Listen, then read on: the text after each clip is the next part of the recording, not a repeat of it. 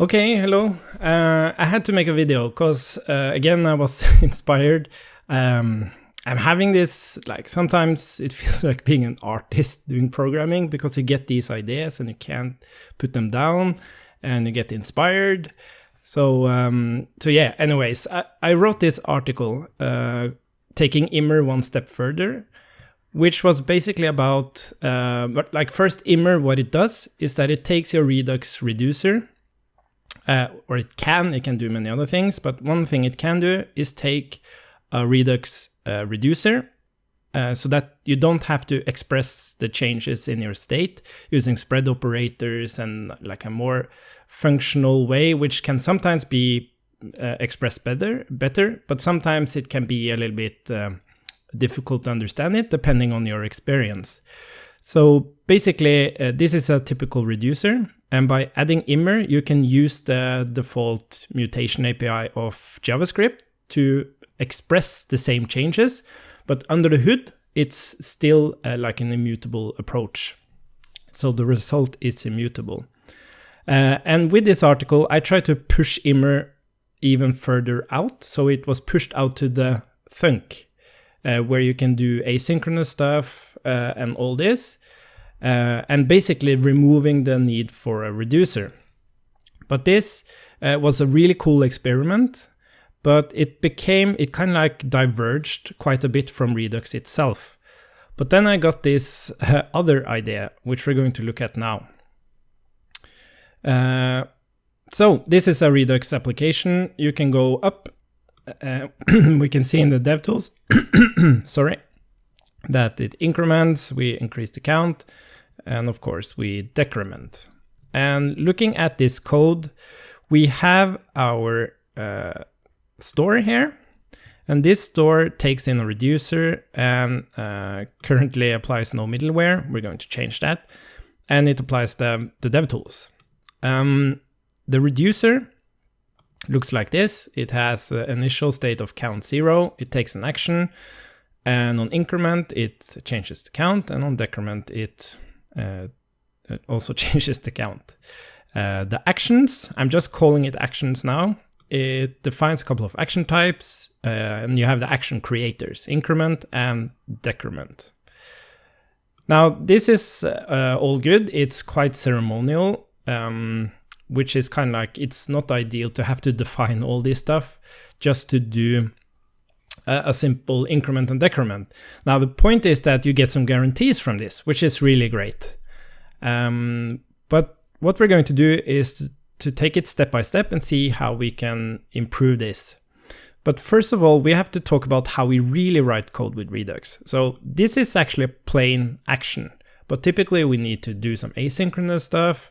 So what we typically introduce in our Redux apps is the redux-thunk.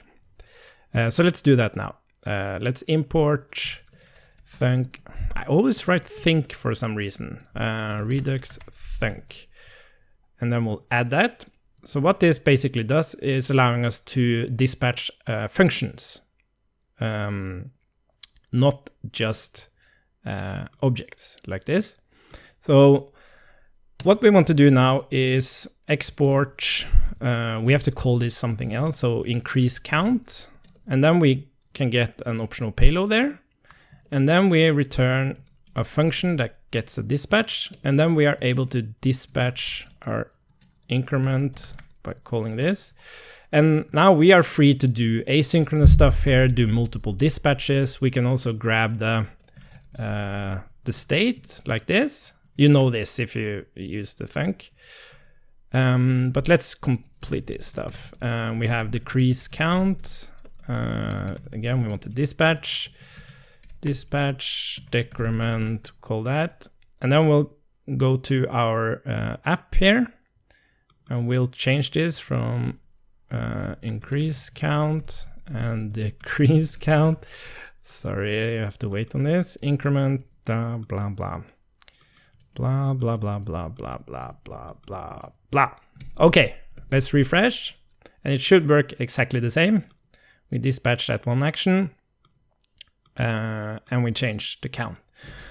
Okay, So the point here is that, and this is why people iterate and create wrappers around Redux, is because this is very ceremonial.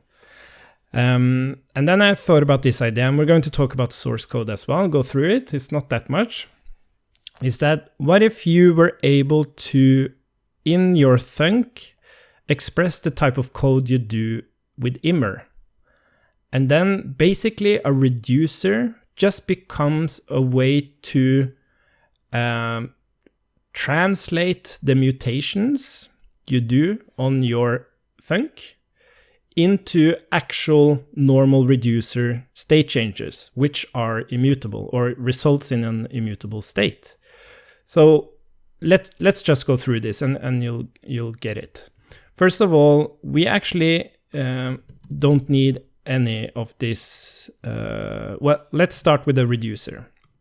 Okay, so now this reducer, basically what it does is expressing how should this state change. Like we're manually in detail describing exactly how to change that state. But now let's just remove this.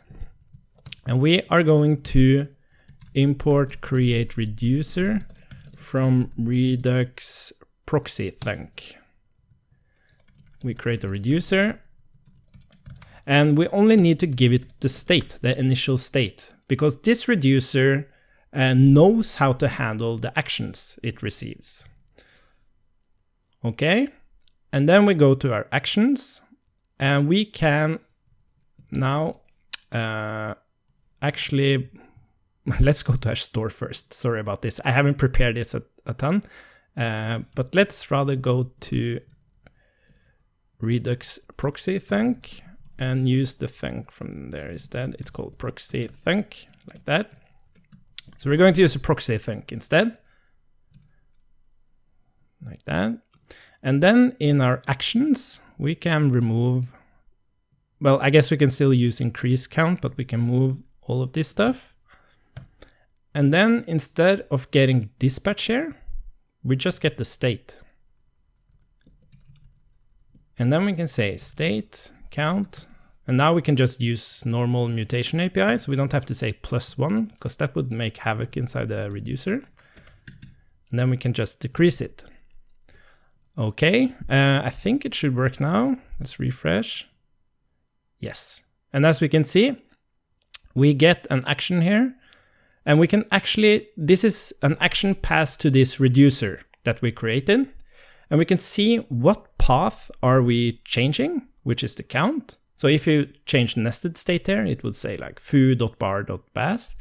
And then we see the type of mutation. So we did a set. If we deleted a property, it would say delete. If we push to an array, it would say push.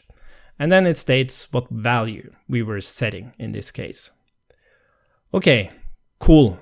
What you might have noticed now is that you used to have this beautiful increment decrement. So you knew what actually asked for this change. Now we can actually make that possible. So we can just say function increase count here. Basically just name the function. And this is really something that is encouraged in general in JavaScript, is to name your functions. But if we now do up, we can see that the action increase count did a set mutation on the path count with the value 1. So you get all the information you need here. Sweet. So the point here is that with this simple example, we didn't write that much code, but if you have experience with Redux building a certain level of complexity in your apps, it just becomes a sea of action creators, action like thunks, and you have to use the action creators in the thunks, and all your reducers becomes quite bloated. And the only thing they do is really express how to change the state. But what we have done now is that JavaScript already have an API for changing state. So we're using that API, and then we're passing information about that change into a reducer, which optimally does that actual change to the immutable state. What it also does is that it freezes everything. So where you typically would do spread and all this stuff, you would still return a mutable result from your reducer. But with this solution, it actually makes copies as it's supposed to do for value comparison. And then when it's done changing the state, it goes back up and it freezes whatever it changed. So you can't change your state from the components. Now, there is one small detail here as well. Well, maybe I should make it explicit. Like, you can just make this async and you can start doing async stuff, and you can just make changes to the state. Just express it as normal with push and splice and whatever you want, just like immer. Yes. So one feature of redux-thunk, which I don't know how popular it is, but it really should be popular. That's the possibility to, you can say something like thunk with extra argument, with extra arg. And then you can pass something in there.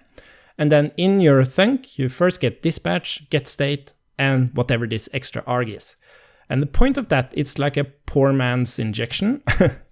And you have the same in proxy-thunk. So you have proxy-thunk with effects, it's called here. And we can now pass it some effects. So I prepared some effects from effects. Oops, as effects from effects. And basically effects, they are, oops, like that. Effects, they are whatever you need to do outside your third-party stuff. It being some browser API, it being an npm package.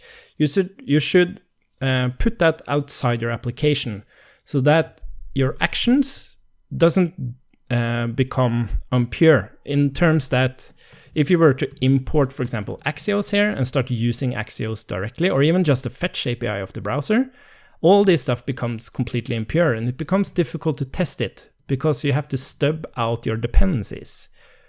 But if you use this concept, you would rather inject the side effects, and then when you want to test your thunks, you can just call them, and then you can stub out the arguments. But anyways, let's see here how this works. So this effect returns like a promise of foo_bar. So let's add this to our reducer items like that. And then we'll go to our actions, and on our, just for fun, on our decrease, let's do it async, we get state and we get the effects. So what we'll do is await effects API get posts, I guess. We can even just set it.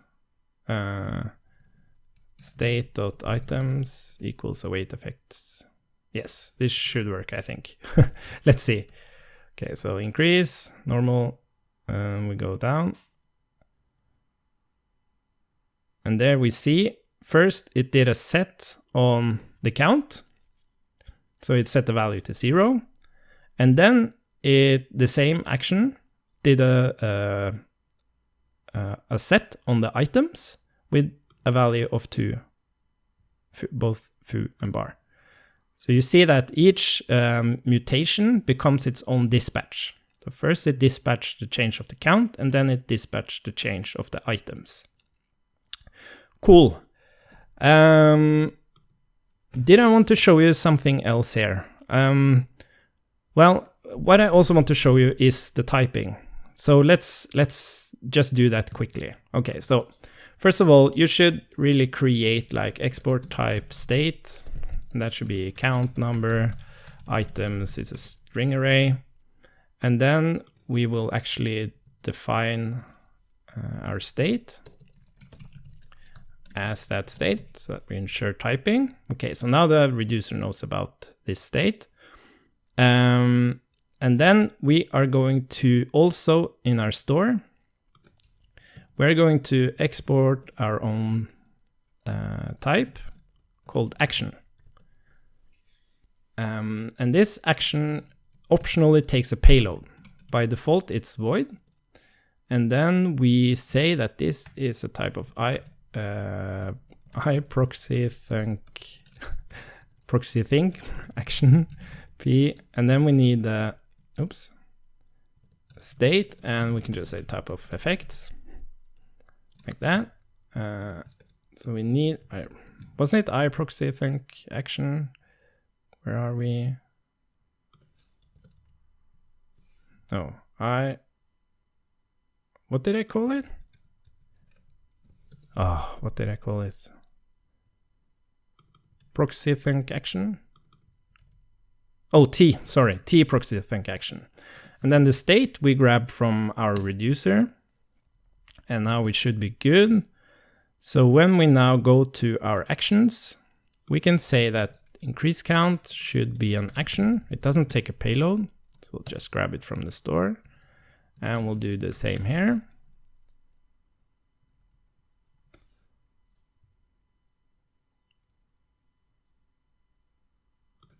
Now our state items.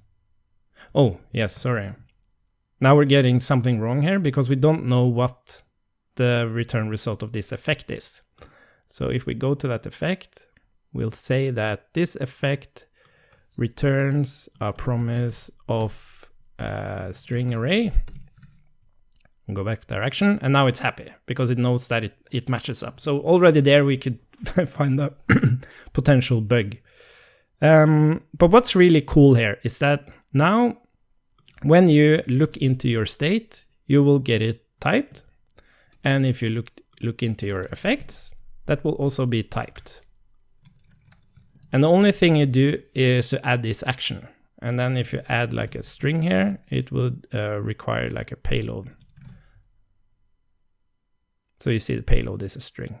And that will also reflect in the component. It should reflect in the component. Yeah, it doesn't for some reason. That's a bug. I'll fix that. But anyways, I hope this made sense to you, that we're able to do this. And now let's move over to the code base. So how does this actually work? So first of all, we look at how we create this proxy-thunk. And basically it creates just, it's the same code as the thunk, redux-thunk, where it checks if the type of action is a function. So you can't use, at least currently, you can't use thunk and proxy-thunk together because they both look for a function. But basically that is what it does. And when it finds that function, it creates a track mutations proxy. We'll look at that shortly. And then it returns the action by passing in the proxy and the effects. So that's what we saw here in the actions. We pass in the state and we pass in the effects. So how does this work? So create mutations proxy. What it does is that it returns a proxy. So whenever you access this state, you're actually accessing a proxy. And what this proxy does is basically looking at what you're accessing and always grabbing the latest version of what you're looking at, because as you dispatch, the state of the application updates, so it needs to always look at the latest version, so we don't get any stale state. And then it manages things like if you're looking at functions, for example, you're iterating, like for each on an array, or you're mapping or whatever, or especially doing mutations. So if, for example, you're doing a push, it goes into this code where it figures out, okay, you're doing an array mutation. It dispatches that mutation to the reducer with information about it. And then it ensures that the returned result of this mutation is what you would expect doing a plain JavaScript mutation. But under the hood, it's passing it to a reducer. It optimally pushes it in an immutable way into that array, and then freezes the array. Cool. So that's what it does here. And then it also ensures that if you, for example, do a filter, it should return like in the immutable version. You shouldn't be able to filter something, which creates a new array, and then directly mutate that, you shouldn't be able to do that. So that's, for example, filter, map, reduce. These should always return immutable results. Anyways, and then it lazily creates new proxies as you dive into other objects and arrays in the array, in the state.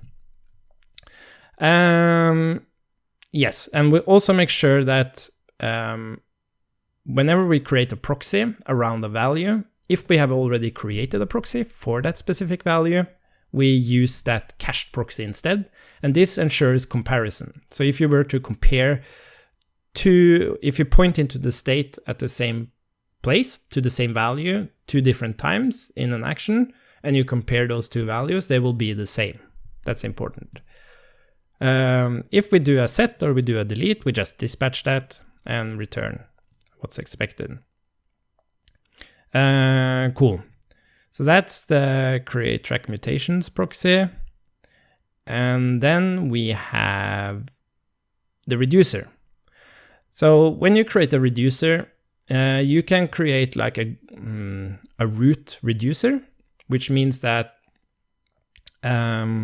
basically you have defined one big state and you just operate on that state. That's perfectly fine. But you might want to integrate this with an existing code base where you have namespaces, like you use combine reducer, or you actually want to have namespaces still. So you can pass to create reducer, you can pass a first argument, which is the namespace it's going to operate on. And then it returns a reducer, as we can see here. And then it checks, is this an action type of payload? This is just how it identifies dispatches from this library. And then it checks if it's related to the namespace, if it has a namespace. And then it looks, is it a set mutation? Is it a delete mutation? Is it a push? And so on. And then it performs that mutation. And I've just built this little helper that allows me to express the mutation in the most plain way possible. So here you can, for example, see when you do a push, we're actually doing a concat, so that we ensure that the array we're pointing at becomes a new array. And then this perform mutation, we can take a look at it. This is what does the mutation and goes down to make copies and then goes back up again to freeze it. This could probably be optimized, but gotta start somewhere. Cool, and that's basically it. You have the proxy-thunk, which basically is redux-thunk, but it just creates a state proxy so that you can make the changes. And then the proxy, just whenever you do a mutation, it dispatches that mutation to this reducer, which then acts on that mutation and does a change to it, to the state in an immutable way, and then make sure it also freezes. Cool. By the way, I'm not freezing the initial state currently. Okay, again, I hope this made sense, because I think the most ceremonial part of Redux is the reducers.